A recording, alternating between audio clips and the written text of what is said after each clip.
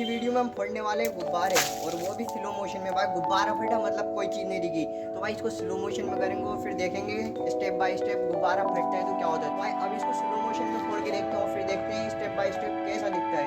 3 2 1